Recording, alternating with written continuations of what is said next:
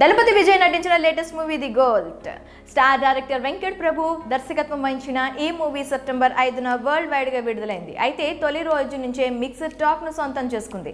తమిళ్లో మాత్రం decent talk ను రాబట్టగా తెలుగుతో సహా ఇతర భాషల్లో పెద్దగా ప్రభావం చూపలేకపోయాడు విజయ్.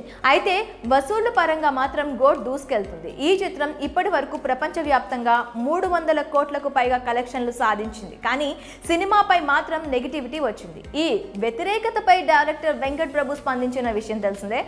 ఆయన మాటలపై నెటిజన్లు ఆగ్రహం వ్యక్తం చేస్తున్నారు. ఇవేం పిచ్చి మాటలు అంటూ సోషల్ మీడియా వేదికగా ఫైర్ అవుతున్నారు. ది గోట్ మూవీలో చెన్నై సూపర్ కింగ్స్ రిఫరెన్స్ తీసుకోవడం మూలంగా ఈ సినిమా తెలుగు హిందీలో సరిగ్గా ఆడదని నేను ముందే గ్రహించాను.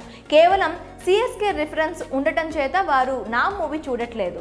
ఇక నేను స్వతహాగా చెన్నై సూపర్ కింగ్స్ అభిమానిని కాబట్టి నన్ను ఎప్పుడు Mumbai Indians, royal Challengers, Bengaluru fans trolls విమర్శలు చేస్తుంటారు. ఈ విషయంలో నేను ఏమీ చేయలేను అంటూ వివాదాస్పద వ్యాఖ్యలు చేశాడు వెంకట్ ప్రభు. ప్రస్తుతం ఈ కామెంట్ సోషల్ మీడియాలో వైరల్ గా మారడంతో ఈ స్టార్ డైరెక్టర్ పై మూవీ లవర్స్ ఆగ్రహం వ్యక్తం చేస్తున్నారు.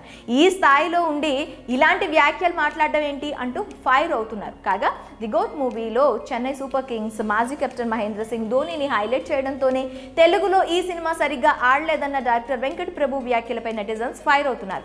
మీరు సరిగ్గా సినిమా తీయకుండా ప్రేక్షకులను ఎందుకు విమర్శిస్తున్నారు? మీరు నిజంగా ది గోట్ గొర్రె సినిమా తీసి గొర్రెలాగా ఆలోచిస్తున్నారు అంటూ తిట్టిపోస్తున్నారు.